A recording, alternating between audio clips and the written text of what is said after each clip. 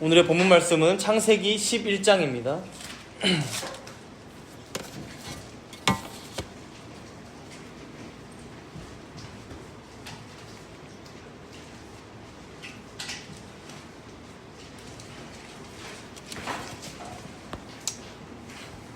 본문은 창세기 11장인데 봉독은 창세기 11장 1절에서 9절까지만 봉독하도록 하겠습니다. 1절에서 9절까지 봉독합니다. 온 땅의 언어가 하나요 말이 하나였더라.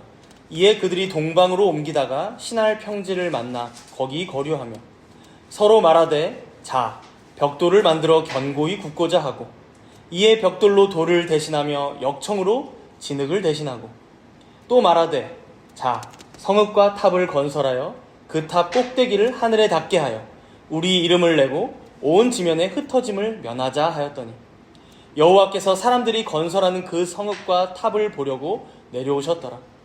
여호와께서 이르시되 이 무리가 한 족속이요 언어도 하나이므로 이같이 시작하였으니 이후로는 그 하고자 하는 일을 막을 수 없으리로다. 자 우리가 내려가서 거기서 그들의 언어를 혼잡하게 하여 그들이 서로 알아듣지 못하게 하자 하시고 여호와께서 거기서 그들을 온 지면에 흩으셨으므로 그들이 그 도시를 건설하기를 그쳤더라. 그러므로 그 이름을 바벨이라 하니 이는 여호와께서 거기서 온 땅의 언어를 혼잡하게 하셨음이니라. 여호와께서 거기서 그들을 온 지면에 흩으셨더라.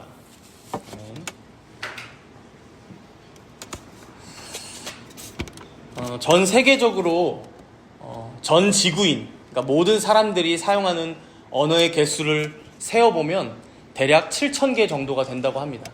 나라의 개수보다 훨씬 더 많죠. 소수 민족들까지 사용하는 언어들도 다 분화되어 있으니까요. 물론 이 중에 뭐 비슷한 언어들을 묶을 수도 있겠고, 혹은 가장 많이 쓰이는 언어들을 순서대로 나열할 수도 있을 것입니다. 그래서 가장 주요한 언어들이 몇 개인가 보면 대략 20개 정도 되고, 이제 한국어도 이 20개 안에 든다고 합니다. 그럼에도 우리가 살아가다 보면 어떻습니까? 소통에 어려움을 겪을 때가 많습니다. 책을 하나 읽으려고 해도 다른 언어를 쓰는 학자의 책은 번역이 필요합니다. 영화 한 편을 보려고 해도 자막으로 보거나 더빙이 되어 있는 것을 우리가 봐야 하죠. 여행을 한 번만 외국으로 가려고 해도 언어가 걸림돌이고, 혹은 직장에서 일을 하거나 공부를 할 때에도 영어든 뭐 라틴어든 중국어든 독일어든 꼭 접할 수밖에 없다는 것이죠. 요즘 세상이 좋아져서 스마트폰에 통역 기능도 있고 뭐 AI가 많이 도와준다고는 하지만 결국 상대방과 내가 사용하는 언어가 다르다라는 것은 이 둘 사이에 좀처럼 좁히기가 힘든 장벽이 있다는 것을 의미합니다. 이런 점에서 오늘 본문 1절은 아주 이상적인 상태를 서술하고 있습니다. 우리 본문 1절을 함께 읽어보겠습니다. 온 땅의 언어가 하나요 말이 하나였더라. 지금처럼 언어가 다양하지가 않다는 겁니다. 모두가 하나의 언어로 서로 말하고 듣고 의견을 나누고 학문을 개진하고 사업상 거래를 하고 서로의 차이 때문에 일어날 수 있는 오해들이 생기지 않고 서로 가수들이 부른 노래들을 그냥 듣고 서로가 제작한 영화를 장벽 없이 듣고 보고 뭐 편하게 파리올림픽도 그냥 볼 수 있고, 그죠?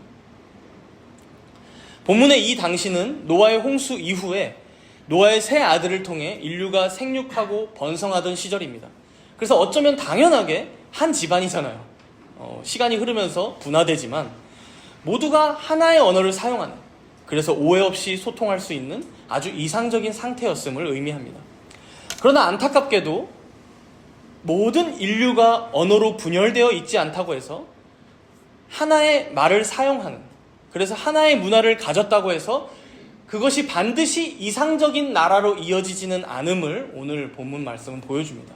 본문 2절을 보시면 이에 그들이 동방으로 옮기다가 신할 평지를 만나 거기 거류하며 라고 말씀하죠. 이 2절에 보시면 이제 이후에 벌어질 사건을 암시하는 두 가지 단어가 등장합니다. 먼저는 이들이 동방으로 옮겼다고 하죠. 동방으로. 창세기 말씀을 1장부터 쭉 들어왔던 사람들이라던가 이렇게 읽어온 사람들은 지금 이 동방으로 옮겼다라는 의미가 점차적으로 에덴 동산으로부터 멀어지고 있는 이 이미지라는 것을 압니다. 창세기 3장 24절에 보면 아담과 하와가 에덴 동산에서 쫓겨나면서 동쪽으로 이동했다라고 말씀합니다. 그리고 또 4장 16절에도 보면 자신의 형제를 죽이고 살인했던 가인이 여호와 앞을 떠나서 에덴 동쪽 노 땅에 거주하기 시작합니다. 그러니까 점점 에덴으로부터 멀어지는 동방으로 갔다. 그죠? 즉 하나님의 통치와 다스림으로부터 벗어나고 있는 이 죄인의 여정을 보여주는 단어가 바로 동방으로라는 단어라고 볼 수 있습니다. 두 번째로는 신할 평지입니다. 신할 평지에 거류하기 시작했다라고 하죠. 이 단어도 바로 앞에 10장 6절에 보면 이제 아버지 노아 앞에서 범죄했던 이제 세 아들 중에 한 명이 함이었죠. 근데 그 함의 자손들 중에 가장 난폭했다고 알려진 사람이 있는데 바로 그가 니므롯입니다. 니므롯. 그래서 10장 8절에 보면 이 니므롯을 그는 세상의 첫 용사라라고 이제 한글 성경에는 좋게 번역이 되어 있지만 사실 이 히브리어 단어는 폭군과 연결되는 단어입니다. 그래서 폭력과 연결되는 단어예요. 그래서 9절에는 이 사람을 용감한 사냥꾼이다 라고 하면서 이 니므롯에 대해서 길게 설명을 합니다. 그런데 그런 니므롯이 지금 어디에 자리를 잡았다고 말씀합니까? 10절에 보시면 그 니므롯의 나라는 신할 땅의 바벨과 에렉과 악갓과 갈레에서 시작되었다라고 하죠. 오늘 본문 2절에 나오는 많은 이들이 동쪽으로 가다가 자리를 잡은 바로 그 신할 평지가 누가 거주하는 곳입니까? 니므롯입니다. 니므롯. 물론 오늘 본문 11장은 아마도 이제 시간적인 순서로 10장과 11장을 비교해보면 11장이 먼저 있었던 일 같아요. 아니 먼저라기보다는 10장 족보 사이에 껴있는, 그래서 10장 25절 여러분 잠깐 보시면 셈의 후손 중에 에벨은 두 아들을 낳고 하나의 이름은 벨렉인데 그때 세상이 나뉘었다라고 얘기하죠. 바벨탑 사건을 이제 암시하는 단어가 여기 있어요. 그래서 아마 이 중간에 있던 이제 이 족보 사이에 있었던 일로 보이는 게 바로 11장인데 당시에 이제 이들이 자리를 옮기다가 이미 자리를 잡고 살아가고 있는 그 니므롯이 다스리고 있는 성읍에, 그러니까 그 신할 평지에 자리를 잡고 이 탑과 성읍을 쌓자고 한 것인지, 아니면 니므롯도 함께 동방으로 다 같이 자리를 옮기다가 신할 평지를 딱 만나서 야 여기가 너무 자리가 좋다 해서 이제 자리를 잡은 뒤에 니므롯이 이 신할 평지의 지도자가 되었을지 그거는 명확하지 않지만 분명한 것은 뭡니까? 오늘 본문 1절에서는 분명히 이상적인 세상입니다. 언어가 하나고 말도 하나예요. 그러나 그럼에도 불구하고 지금 2절에 보니까 동방으로 점차 옮겨가다가 신할 평지의 자리를 잡은 이런 아주 불길한 상황이 지금 펼쳐지고 있다는 것이죠. 그리고 이제 3절과 4절에 사건이 이제 벌어지기 시작하는데 우리 3절과 4절을 함께 읽도록 하겠습니다. 3절과 4절입니다. 서로 말하되 자 벽돌을 만들어 견고히 굽자 하고 이에 벽돌로 돌을 대신하며 역청으로 진흙을 대신하고 또 말하되 자 성읍과 탑을 건설하여 그 탑 꼭대기를 하늘에 닿게 하여 우리 이름을 내고 온 지면에 흩어짐을 면하자 하였더니 이들의 핵심적인 죄는 지금 4절에 드러납니다. 자신들만의 성읍과 탑을 만들자고 하는데 왜 만들자고 합니까? 그 탑 꼭대기를 하늘에 닿게 하기 위해서인데 이제 이어져요. 첫째, 우리 이름을 내고, 이게 이들의 죄이죠. 우리 이름을 내기 위해서. 그 다음에 두 번째로는 온 지면에 흩어짐을 면하자. 그러니까 목적이 지금 두 가지죠. 우리 이름을 내고 온 지면에 흩어짐을 면하자. 여기서 첫 번째 우리 이름을 내고, 이게 왜 죄일까를 생각해보면 우리가 소유리문답 1문답도 배웠지만 자주 얘기할 수밖에 없죠. 우리 인생의 주된 목적은 무엇입니까? 사람의 주된 목적은 무엇입니까? 하나님을 영화롭게 하고 그를 영원토록 즐거워하는 것입니다. 여러분, 하나님께서 처음 사람을 창조하신 것, 하나님의 형상, 자신의 형상으로 우리를 지으신 이유가 무엇입니까? 하나님 자신을 영화롭게 하는 자로 살아가라.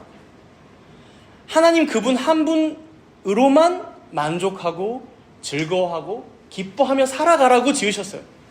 근데 지금 이들은 어떠합니까? 하나님 말고 우리 이름을 내자, 내 이름을 내자고 하는 거예요. 니므롯이라는 이름. 신준형이라는 이름, 혹은 뭐 정담은 교회라는 어떤 나의 성취, 그죠? 이걸 내밀고 싶은 거죠. 모든 일들에 있어서 하나님 한 분만 영광 받으시면 되는데, 제가 잘했죠, 제가 이러저러한 역할을 해서 이 일이 결국 이루어진 거죠 라고 얘기하고 싶은 거죠.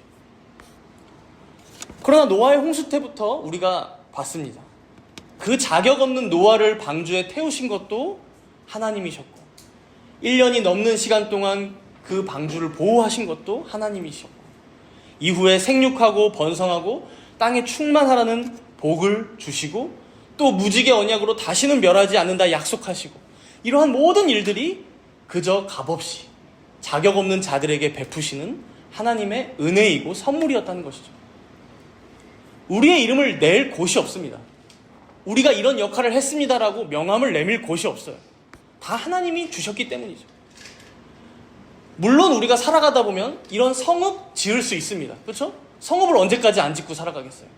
탑도 지을 수 있어요. 먼 곳을 보기 위해서, 어떤 기능적으로. 그렇죠? 그러나 그 목적이 중요한 것이죠. 그 목적이 무엇이 되면 안 됩니까? 내 이름을 내는 것. 그 탑과 그 성읍을 내가 죽고 나서도 내 이름을 기록하기 위해서 남기는 것은 우리가 안 된다는 것이죠. 두 번째 죄는 온 지면의 흩어짐을 면하자라는 것입니다. 이 말 이제 하나에도 이제 두 가지 복합적인 죄로 우리가 살펴볼 수 있을 것 같은데요. 먼저는 생육하고 번성하여 땅에 충만하라고 말씀하신 그 하나님의 말씀에 반하는 죄입니다.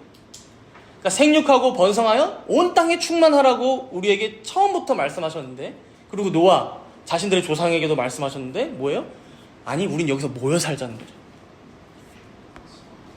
이들이 노아 이후 초기 인류에서 더 이제 온 땅에 충만하게 살아가야 하는 사명이 더 분명하기도 하지만, 우리로 적용해서 생각해봐도 어떻습니까?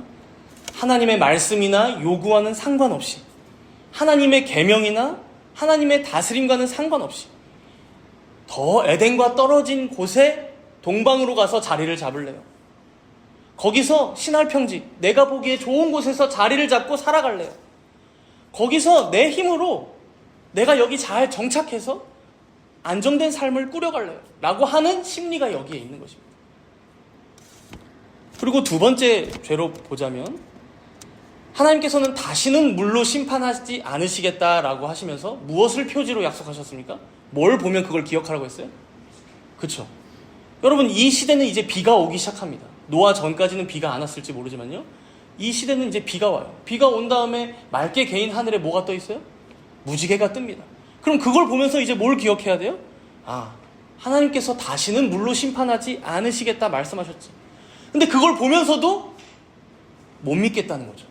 그래서 내가 하늘에 닿을, 하늘 꼭대기까지 닿을 탑을 건설해서 우리 힘으로 우리 살 길 찾아보자는 것이죠. 즉, 성읍과 탑을 하늘에 닿을 정도로 높이 쌓으려는 이유가 뭡니까? 여기 올라가서라도 목숨을 건져보려고. 온 지면에 흩어지는 그런 멸망이 또 다가올지 모르는데, 불안한데 그걸 한번 막아보려고. 그러니 여러분, 두 번째 죄이죠. 하나님의 말씀을 불신앙하는 죄입니다. 하나님의 말씀을 불신앙하는 죄. 전면적으로 그 말씀을 의심하고 대항하는 죄이죠. 그죠? 매번 무지개는 뜰 텐데. 여기서 한 가지 더 생각해 볼 점은요, 본문 3절에 보시면 이런 성읍과 탑을 이제 무엇으로 짓습니까? 건축 재료가 뭐예요? 벽돌로 돌을 대신하고, 그렇죠? 벽돌로 돌을 대신하고 역청으로 진흙을 대신하여 지었다라고 말합니다. 그러니까 벽돌과 역청으로 지금 짓는 거죠. 여러분, 이건요, 지금 이들의 기술이 이전보다 더 진일보했음을 보여줍니다. 그러니까 이전에는 돌로 성읍을 쌓고, 그리고 그 돌 사이를 그냥 진흙으로 이렇게 메꾸고 살았다면, 이제는 뭐예요? 그 돌을 깨트려서 물에 풀어서 단단하게 햇빛에 말려서 뭉쳐서 더 단단한 벽돌로 성읍을 쌓을 수 있게 된 거예요. 돌보다 훨씬 단단하고, 그래서 집이나 성읍을 쌓기에 더 좋았겠죠. 역청도 어떻습니까? 역청이 지금의 아스팔트 같은 거라고 했잖아요. 이제 석유 같은 게 찐득찐득하게 굳어져서 이제 채우는 겁니다. 여러분, 진흙은 여러분 비가 오면 어때요? 허물어지죠. 그런데 아스팔트는 방수도 훨씬 잘 되고, 역청은 접착력도 훨씬 더 좋고, 비가 와도 끄덕없고 무너지지 않고 견고하게 성읍이나 탑을 쌓기에 아주 좋은 재료였을 거예요. 나름 이들의 시대로 보자면 산업혁명이 일어난 거예요. 기술이 발전해서 전에는 1층으로만 되어 있던 건물들이 이제는 2층, 3층, 4층. 그래서 이제 이 바벨탑을 저기 이라크 지역이나 이란 지역의 지구라트, 옛날에 이제 있었던 지구라트가 아마 바벨탑의 이제 바벨탑이 원조였을 것이다, 이렇게 이제 파악하는 학자들도 많은데, 높이까지 쌓잖아요. 그렇죠? 막 5층, 6층, 7층, 8층. 그러니 이들이 자신감이 더 넘쳐서 서로 말하되, 자, 우리가 성읍과 탑을 건설하여 그 탑 꼭대기를 하늘에 닿게 하자. 우리 이름을 내고 온 지면에 흩어짐을 면하자. 할 수 있을 것처럼 이제 기술이 발전한 거예요. 안타까운 것은 이 기술을 지금 진일보하게 하신 것이 누구십니까? 여러분, 새로운 기술도 하나님께서 다 우리에게 선물로 주신 것들입니다. 특별히 여기 등장하는 역청을 보면 앞에 창세기 6장 14절에 처음 등장하는데, 하나님께서 노아에게 방주를 만들 때 그 안팎에 역청을 칠하라고 말씀하세요. 하나님께서 직접 알려주신 거예요. 직접 그 기술을 알려주셨어요, 노아에게. 그리고 그 역청의 기술이 이들에게 어떻게 있었겠어요? 그 노아가 그렇게 방주를 지었기 때문에 후손들은 그걸 따라서 만든 거죠. 결국 이 기술의 근원은 하나님께 있음을 보여줍니다. 사실 역청뿐이겠습니까? 이들이 벽돌을 구울 수 있는 기술을 갖추게 된 것 또한 성경에 명시적으로 언급되어 있진 않지만 모든 것이 하나님께로부터 왔음을, 하나님께서 깨닫게 하시고 기술도 발전되게 하고 계심을, 그 크신 경륜을 우리가 믿는다면, 여러분, 이제 이 기술로 우리는 무엇을 해야 합니까? 예배해야 하는 것이죠. 예배의 도구로 사용해야 하는 것이죠. 다시 그 기술을 통하여 하나님을 영화롭게 하는 데에 사용해야 한다는 것이죠. 그래서 여러분, 요즘 시대처럼 새로운 기술들이 하루가 멀다 하고 나오는 때가 또 언제가 있겠습니까? 그렇죠? 인류 역사상 이런 때는 없을 것입니다. 그러나 우리가 새로운 기술이 생겨난다고 해서 그것을 무조건 긍정적으로 바라본다거나, 혹은 반대로 무조건 부정적으로 거부한다거나 거부 반응을 일으킬 것이 아니라, 이 기술 또한 하나님께서 우리에게 허락하신 것을 인정하고 고백하면서, 그렇다면 이 새로운 기술을 우리가 어떻게 앞으로 선하게 사용할 수 있을 것인가? 이것을 활용하여 어떻게 하나님께서 말씀하신 계명들을 우리가 잘 지켜나갈 수 있을 것인가? 이것을 우리는 고민해야 한다는 것이죠. 그러나 지금까지의 인류 역사를 보면 어떠합니까? 청동기 시대가 왔다고, 철기 시대가 되었다고 해서 그걸로 뭐를 해요? 칼을 만드는 것까지는 좋습니다. 그렇죠? 많이 필요하잖아요. 요리할 때 좋은 칼 필요하잖아요. 그렇죠? 활용할 것이 많기 때문에 당연히 필요합니다. 기술의 진일보는. 그러나 그것으로 전쟁을 벌이고 사람을 죽이는 데 사용하는 것이 바로 죄인들의 모습이라는 것이죠. 폭탄을 개발할 수 있어요. 광산에서 아주 유용하게 사용되었을 거예요. 다이너마이트, 그렇죠? 그러나 지금은 무엇에 사용됩니까? 테러에 사용되고, 전쟁에 사용되고, 사람의 그 귀한 목숨을 빼앗는 일에 사용된다는 거예요. 인터넷의 개발도 마찬가지죠. 편리하지만 어두운 면이 있어요. 요즘 말이 많은 AI도 똑같습니다. 돈도 그렇습니다. 그 자체로는 죄가 없어요. 그 자체로는. 중립적인 가치입니다. 그러나 뭐가 문제예요? 그 AI로 하나님의 계명을 어기는 것에 인류가 활용한다면, 그 돈을 통해서 하나님의 통치를 벗어나려 하고 자신들의 왕국만을 만들려고 하고 거기서 우리들의 구원을 찾으려고 한다면 그것이 문제이죠.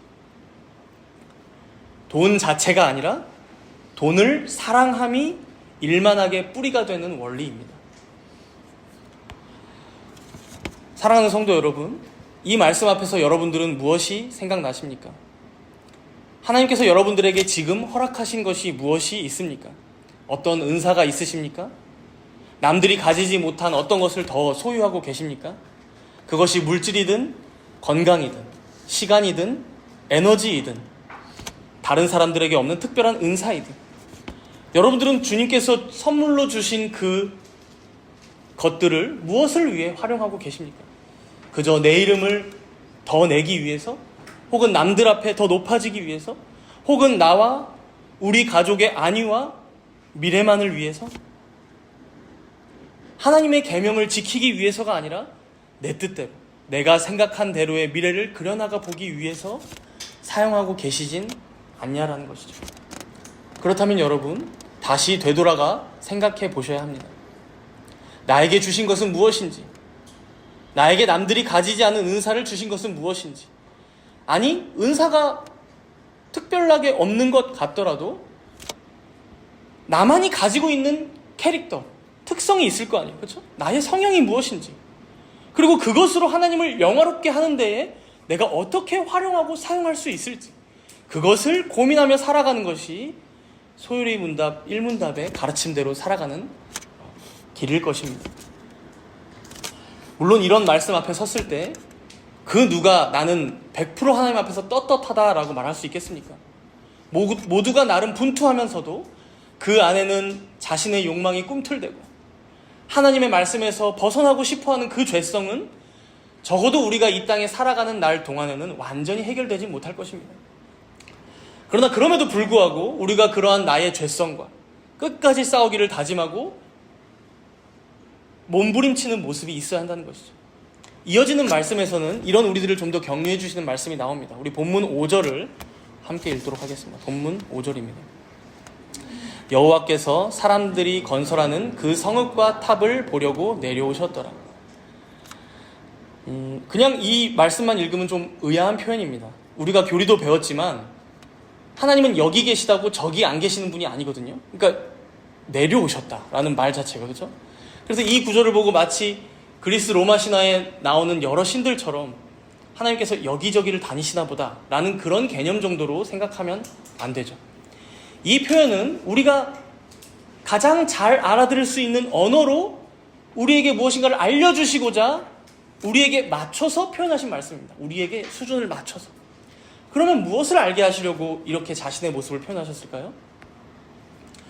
하나님 앞에서는 거짓이 있을 수 없음을 알려주는 내용입니다. 하나님 앞에서는 거짓이 있을 수 없음을 알려주는 내용이에요. 만약에 이들이 성읍을 짓고 탑을 쌓는 것이 것에 이제 대외적으로 그럴싸하게 포장을 할 수 있겠죠. 이 탑 위에서 하나님께 높은 곳에서 제사를 드리려고요. 이 성읍 안에서 하나님 말씀을 잘 지키는 백성들끼리 모여 살아보려고요. 이제 그렇게 우리가 포장을 한다고 해도 하나님은 어떠시다? 마치 우리의 속을 다 들여다보시는 것처럼 자신들의 이름을 내려고 하는구나. 온 지면의 흩어짐을 면하려고 하는구나. 이러한 모든 상황의 전반을 거짓 없이 다 아신다라는 거예요. 그래서 그 앞에 숨김과 거짓이 없고 감출 수 있는 것은 없다라는 것을 알려주시는 말씀입니다. 이런 하나님께서는 우리의 연약함도 아십니다. 우리의 부족함도 아셔요. 우리가 정말 잘 지키려고 했는데 우리의 죄성에 걸려 넘어지기도 하고 때로는 내 욕망에 빠져서 허우적대고 있는 것도 다 아십니다. 그러나 반대로 애초에 그럴 마음이 아예 없어서 이제부터 내 이름을 내기 위한 성읍을 지어보자. 지금부터 흩어짐과 멸망에서 벗어나기 위한 이 탑을 한번 견고하게 쌓아가보자. 이건 완전히 다르잖아요. 몸부림치는 것과 전면적으로 내 뜻을 이루려고 하는 것. 안타깝게도 여기 모여있던 이들은 후자 쪽이었습니다. 전면적으로 하나님께서 그것을 다 아실 텐데도 그것을 전혀 두려워하지 않고 대공사를 시작하죠. 하나님께서는 결국 이런 조치를 취하십니다. 우리 본문 7절과 8절을 읽겠습니다. 7절과 8절입니다. 우리가 내려가서 거기서 그들의 언어를 혼잡하게 하여 그들이 서로 알아듣지 못하게 하자 하시고 여호와께서 거기서 그들을 온 지면에 흩으셨으므로 그들이 그 도시를 건설하기를 그쳤더라. 이제 여기 7절에 보면 하나님께서 약간의 유머를 섞기도 하시는 것 같아요. 사람들이 어떻게 탑을 만들기 시작했어요? 성읍과 탑을? 그죠? 벽돌과 역청을 만들자. 성읍과 탑을 건설하자. 근데 하나님께서도 동일하게 자, 우리가 내려가자. 이 자라는 단어가 원어로 볼 때 그렇게 흔한 단어는 아닙니다. 몇 번 나오지 않아요. 일부러 지금 여기서 사용하고 계신 거죠. 일부러 너희들이 그 단어를 사용해서 나도 그 단어를 사용하고 내려간다. 그죠? 이 땅에서 아무리 죄인들이 자, 내 이름을 내기 위한, 내 뜻과 계획을 이루기 위한 그 일을 도모하자라고 해도 하나님께서 어떻게 하신다는 거예요? 자, 우리가 내려가서 거기서 그들의 언어를 혼잡하게 하자. 하나님께서는 우리보다 벌써 한 수 위에서, 그렇죠? 아니, 송구한 말이죠. 한 수 위라는 것은, 그죠? 우리가 상상하지조차 못할 정도로 초월적인 수준에서 무한하신 지혜 가운데 때로는 우리들의 도모와 계획을 다 무너뜨리기도 하시고 다시 다 원점으로 되돌리기도 하시고 다 흩어지게 하시고 사라지게 하기도 하신다라는 거예요. 그런데 이렇게 말하면 우리는 맨날 힘이 빠지죠. 그럼 하나님, 도대체 내가 계획하고 내가 생각하는 미래는 내가 이상적으로 그리는 어떤 나의 인생은 그럼 그건 어떻게 되나요? 이게 우리 딜레마죠. 하나님이 어느 순간에 다 흩어버리신다고? 다 무너뜨리신다고? 그러나 여러분, 우리가 한번 이 본문에서 다시 한번 생각해 봅시다. 하나님께서 딱 이 시점에 이들이 이 성읍과 탑을 막 건설하고 있는 이 시점에 만약에 이들의 언어를 나누지 않으시고 그냥 그대로 두셨다면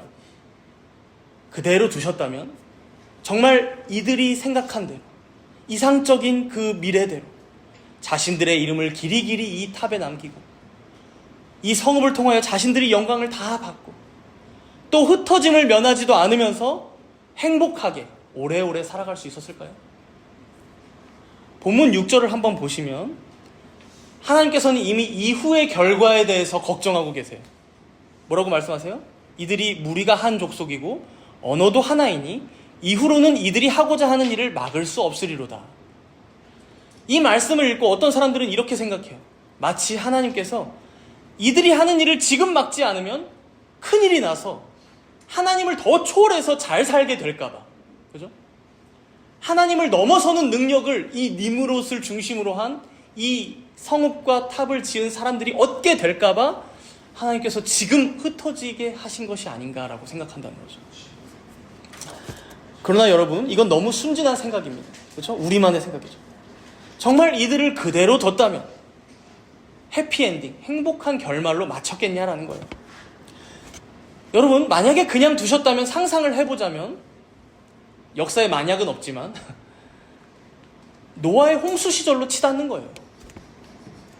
니므롯이 되었든 다른 어떤 누군가가 되었든 독재와 폭압의 정치가 시작되었을지 모릅니다.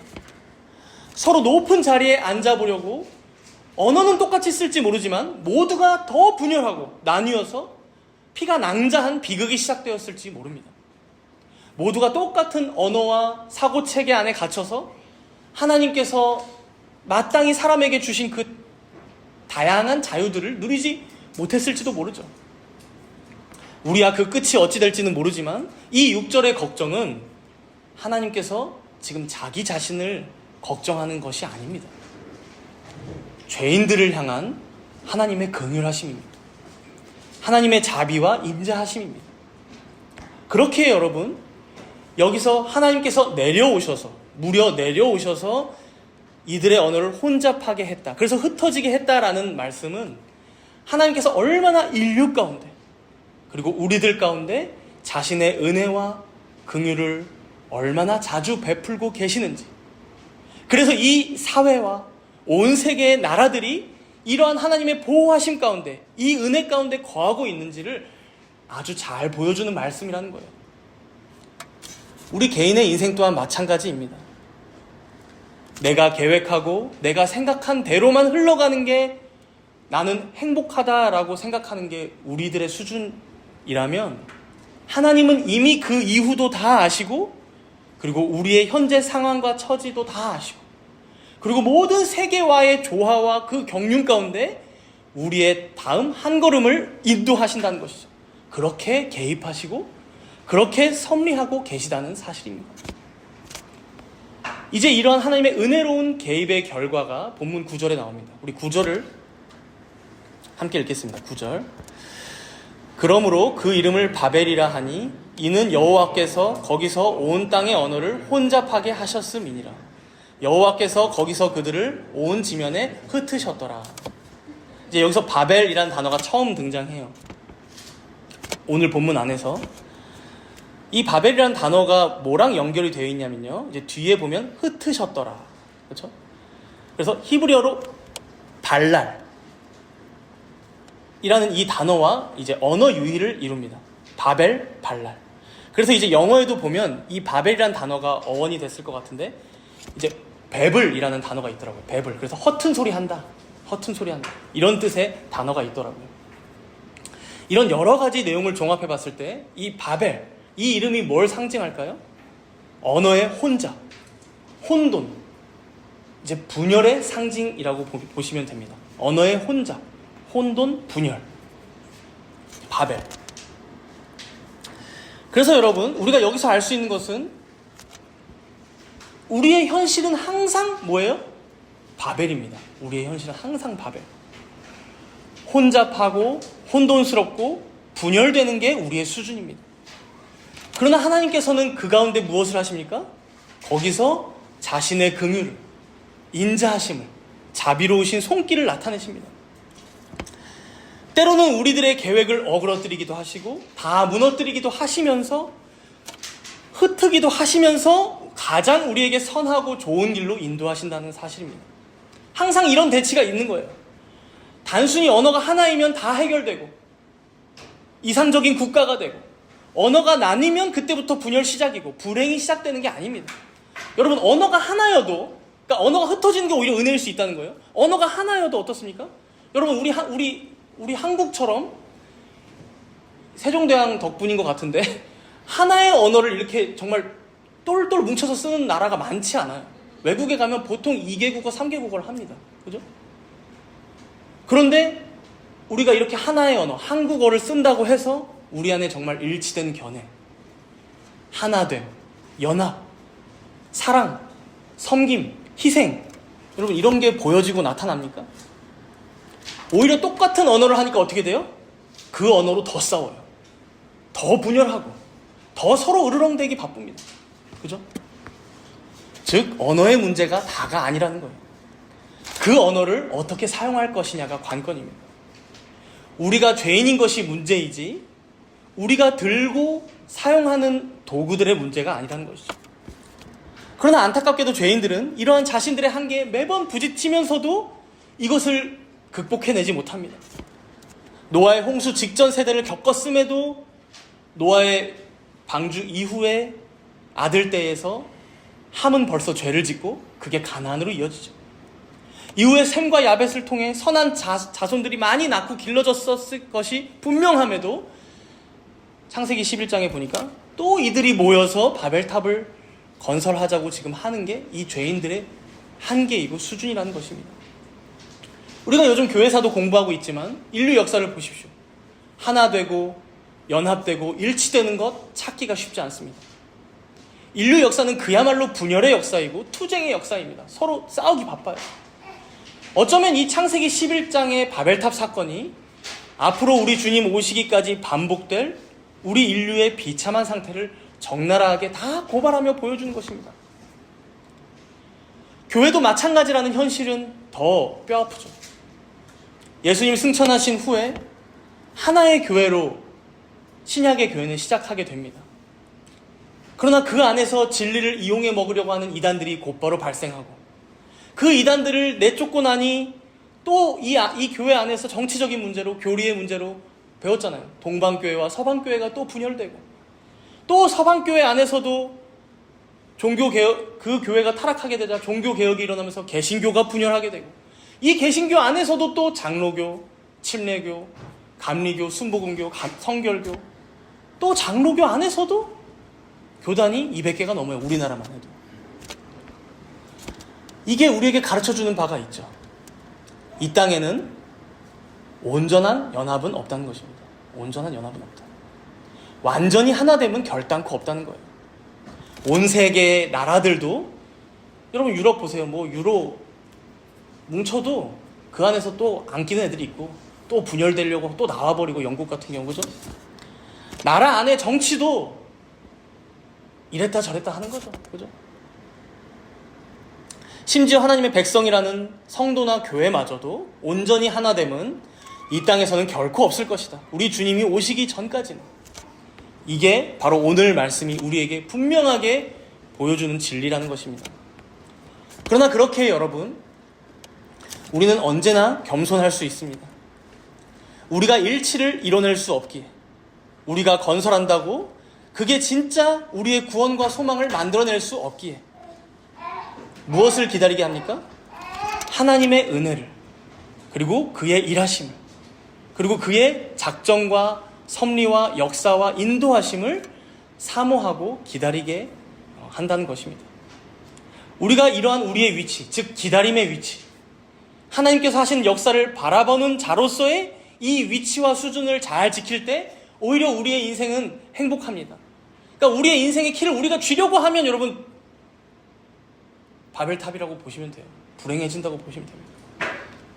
그러나 그저 아무것도 하지 말고 살라는 그런 수동적인 의미로만 얘기하는 게 아니라 우리의 자리에서 하나님의 말씀을 지키기를 애쓰고 하나님을 영화롭게 하는 자로 살기를 몸부림치고 그렇게 적극적으로 그의 계명을 따라 살아가는 이 마음가짐을 가지고 있되 모든 일련의 과정과 결과들은 모두 하나님께 맡기고 의탁하는, 그래서 하나님께서 인도하시는 대로 우리의 몸과 마음을 맡기고 그저 우리는 주님께서 베풀어 주시는 그 은혜에 감사하면서 그것으로 다시 돌려드리며 예배하며 살아가는 이러한 우리의 위치를 잘 알 때 바로 그 위치가 우리의 만족과 안식의 자리가 된다는 것입니다.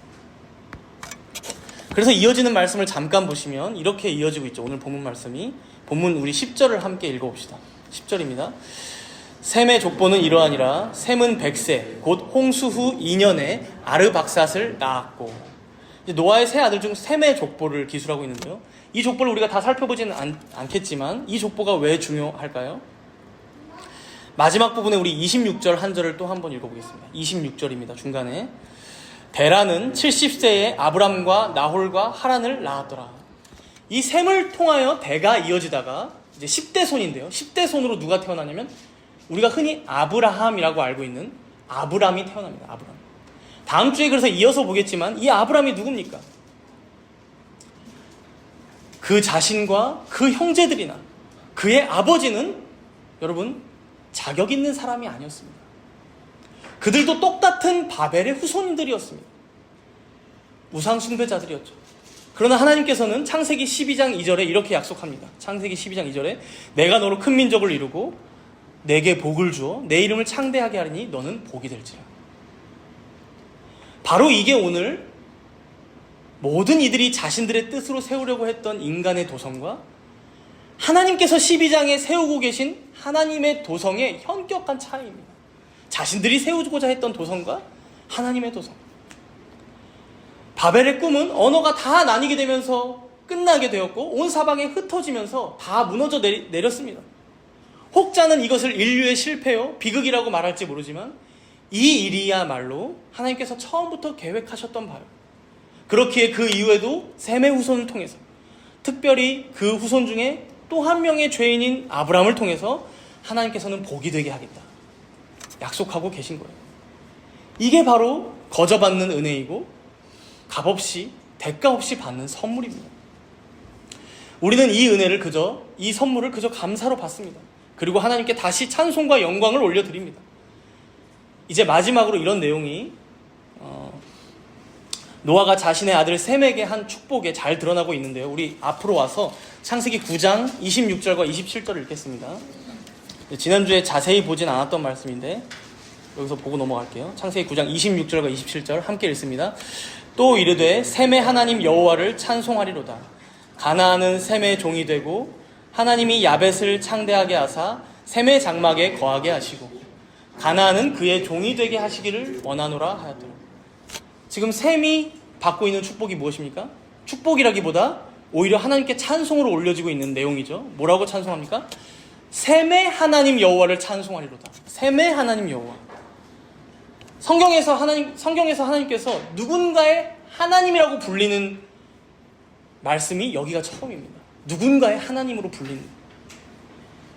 앞에 보면 아담이나 아벨이나 에녹이나 노아에게도 이런 표현은 쓰이지 않았습니다. 그런데 셈에게 뭐라고 노아가 축복하고 있어요? 셈의 하나님 여호와를 찬송하리로다. 셈아, 너의 하나님 여호와께 찬송을 돌려라. 그 하나님께서 너의 하나님이 되어주신다. 너의 하나님이 되어주신다. 너는 그 하나님의 백성이다. 이처럼 큰 복이 없는 것이죠. 하나님께서 우리의 하나님이 되어주시는 것. 우리가 그의 백성이 되는 것. 그것을 셈, 너로부터, 너의 후손으로부터 가능하게 하겠다. 그리고 그 셈의 족보가 아브람에게로 이어지는 것입니다. 현실은 어떠했습니까? 현실은 셈의 형제인 함과 또 그의 아들 가나안이 죄를 짓고 이 죄에 동참하기를 종용했습니다. 셈, 야벳, 너도 이 죄에 동참하자. 아버지의 권위를 뒤엎어보자. 아브람도 마찬가지입니다. 그의 아버지가 우상숭배를 했고 그의 형제들 마찬가지였을 거예요. 그 집안이 우상숭배 가족입니다. 그러나 그러한 바벨과 같은 현실 속에서도 하나님께서는 오늘도 셈을 통해 그리고 아브람을 통해 복의 근원이 되게 할 거야. 너희의 하나님이 될 거야 라고 약속하고 계신 거예요. 그리고 27절에도 보니까 이 복에 이제 야벳이 동참한 거죠. 그 셈의 장막에 거하게 하시고. 가나안 동안 그 셈의 종이 된다라고 말씀하시지만, 그래서 실제로 가나안 정복 시대 때 이스라엘 백성들이 그 가나안 땅에 정복하고 들어갔을 때 이스라엘의 종이 되기도 했지만, 그 안에서 또한 어떠했습니까? 라헬이라는 여인이 구원을 받죠. 기브온이라는 이방 민족, 가나안 민족이 그 구원에 동참합니다. 즉 하나님께로 돌이키는 자들은, 하나님께서 택하신 자들은 누구나 동일하게 그 셈의 장막에 거하며 하나님이 우리의 하나님이 되시는 놀라운 이 복에 동참할 수 있게 될 것임을 지금 약속하고 계신 것입니다. 사랑하는 성도 여러분, 오늘 우리는 바벨탑 사건을 통해 인간의 한계와 하나님의 은혜를 배웠습니다. 우리의 현실은 언제나 바벨입니다. 혼잡하고 분열됩니다. 그러나 하나님께서는 그 가운데에서도 우리를 향한 구원의 계획을 멈추지 않으십니다. 셈을 통해 그리고 아브람을 통해 하나님께서는 복의 근원이 되게 하시겠다라고 약속하십니다. 이것이 바로 우리가 붙들어야 할 진정한 소망입니다. 우리 힘으로는 온전한 연합과 구원을 이뤄낼 수 없습니다. 그러나 하나님께서 우리의 하나님이 되시고 우리를 그분께서 백성 삼아 주실 때에 그 안에 소망이 있고 우리의 미래가 담겨 있으며 우리의 영혼이 그 속에 포함되는 것입니다. 그러니 우리는 겸손히 하나님의 은혜를 구하며 각자의 자리에서 하나님을 영화롭게 하는 삶을 살아갑시다. 우리의 모든 계획과 꿈을 하나님께 맡기고 그분의 인도하심을 따라 살아갈 때 우리는 진정 만족과 안식을 누리게 될 것입니다. 하나님께서 우리의 하나님 되심을 진정 감사하며 오늘도 그 은혜 안에서 살아가는 복된 모든 성도님들 되시기를 축복합니다. 함께 기도하겠습니다. 오늘 들은 말씀을 기억하면서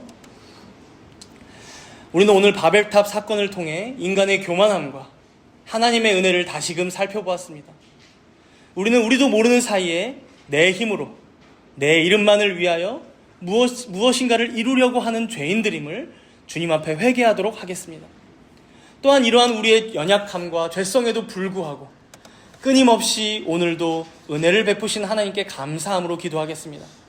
셈의 계보를 통해 아브람을 통해 결국 우리의 구주이신 예수 그리스도를 통해 하나님을 우리의 하나님으로 또 우리를 그의 백성으로 택하시고 부르신 하나님께 감사하며 우리의 삶이 이렇게 받은 은혜들에 감사하는 삶 살아가게 해달라고 더욱더 겸손하게 주님께만 은혜를 구하며 살아가는 자들이 모두가 되게 해달라고 우리 잠시 동안 회개와 감사의 간구로 함께 기도하도록 하겠습니다.